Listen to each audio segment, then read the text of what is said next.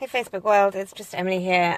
This is going to be a really quick live because I am about an hour late to see Alex. We're launching something pretty exciting today, and I was meant to be at her house at midday. It's 23 minutes past 1 now.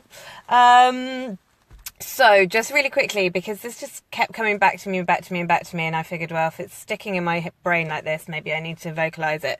So I was speaking to one of my best friends this morning, and we were talking about how many people seem to be in relationships that are stagnant or not what they expected them to be, not what they want them to be. How many people seem to be in partnership with another person that has aspects or displays behavior or has a certain value set that they don't like. And anyway, we were kind of just like I had a little bit of a rant, and she was like, that rant was awesome, you should do that on Facebook Live. And I was like, oh yeah, and then like just put it down. And then, as the universe does, like other stuff, hello, good afternoon, hi Lisa, hi Alicia, thanks for joining me. And as the universe does, right, just starts throwing other shit in your pathway that makes you think, oh okay, yeah, no, maybe I should talk about that. So another one of my really great friends, Kim, God, I've got some fucking phenomenal people in my life. It's awesome. This is beautiful, like such a babe. My mate Kim had posted something this morning by Elizabeth Gilbert. If you don't know who Elizabeth Gilbert is, she wrote a book. The book's called Big Magic. It's a mindset, personal development book. And this particular piece that she'd posted was just beautifully, beautifully written. I might link it up actually in the comments below once I've done this live. And it was called Not This, I think it was called. And it's about like finding yourself in that situation where you don't know what the alternative is, but you know what you're doing right now is wrong. You know that the path that you're on doesn't feel congruent with who you are. You know that the job that you're in isn't igniting your soul. You know that the relationship that you're in isn't going anywhere and it's not doing anything. And it's not the relationship you wanted it to be or hoped it was ever going to be. You know, whatever it might be, not this. Whatever lifestyle decision or choice that you're in, not this. I don't know what the alternative is. I don't know what the other thing is. I don't know what it's going to be like on the other side of not being in this, but it's not this. It can't be this anymore. I don't want it to be this anymore. This is not how I want my life to be. And that really got me thinking. It's so fucking beautifully written. As I said, I'll link it in below. And it really got me thinking, like, how many people are in relationships, not this relationships, like how many people out there are sitting in a relationship with another human being that they don't actually like very much, or displays behavior that makes them feel uncomfortable, and just sit in it, and they sit in it, and they sit in it, and they just fucking put up with it. And I'm like, well, but why, right? Why would you put up with a relationship that isn't absolutely fucking phenomenal, that doesn't make your heart sing?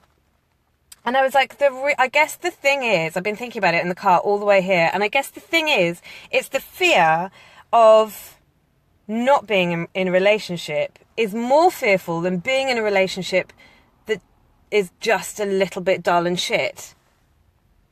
And so what does that mean? Well, that means then that the psychology that's driving that decision, that choice, is that there has got to be something external from me that makes me happy or validates my existence or puts me in line with the rest of society so that I can feel good about myself. And so then when you're in that space where you're externalizing your happiness, right, because now your very existence, your happiness, or not, as the case may be, is now so dependent on relationship that you are willing to put yourself in a relationship with someone that potentially you don't really like or you want to change. And I see people do this all the time. They're like, oh, well, you know, once we move in together, then I'll be able to change this about him. Or hopefully once we're in a committed relationship, he'll stop displaying that behavior. He'll stop hanging out with his friends so much. He'll start valuing me more. Once we walk down the aisle, I'll feel secure in our love together. Bullshit. It's such bullshit. I see people do it all the time, and it makes me super sad, because all it is just like this declaration that I don't feel like I am enough. I don't feel like I am worthy. I don't feel like I can be the person who drives my own happiness. I don't feel like I am strong enough or worthy enough of something fucking epic. And yeah, and people don't just do this in relationships. They do it in jobs. They do it in jobs all the time. I see that everywhere. People waking up on a Monday morning and drudging their asses into an office that they don't care about, they don't like, doing a job that doesn't excite them and doesn't make them feel good about themselves, but the fear of actually taking the chance and taking the leap and going and doing something and finding something that makes their soul sing is way too great. So they stick in that shit, mundane, everyday, day in, day out, hump day, thank fuck it's Friday, let's go out and get ourselves totally obliterated over the weekend so that we can forget about who it is that we really are and come back to the same old shit on Monday. And people do it in relationships so bad. They're so desperate. I see women who are dating and there's this desperation in their eyes and they get on the phone to me and they're like, can you help me? Can you help me? Can you help me? You've got to tell me what to do to get a guy. You've got to tell me what to do to get a guy. Now I can tell you what to do to get a guy, but that's not going to make you fucking happy. I can tell you exactly what to say, exactly what to wear, exactly how to hold yourself, but that is not going to make you fucking happy. I can respond to every single text message that he sends you for you so that he stays interested in you. It's not going to make you happy. The guy isn't going to make you happy. And if you are in that mindset of once I'm in a relationship, whether it's the relationship I want or not, it's at least a fucking relationship, you are going to be divorced before you know it. Or one of those people that just sits and bitches about their husband, or just sits in their own misery and lets it emanate and moulder and fester inside them. And I want more for my clients. I certainly want more for myself. So if you are in one of those relationships, or you feel like you're careering into one of those relationships, or if you're in dating and you're like, oh God, is this guy, is he, I don't know. And you're like even questioning whether or not a guy is right or whether or not you want to be with him. But the fear of coming out of that and the fear of actually being single is way, way greater than the fear of staying with some fucking knobhead.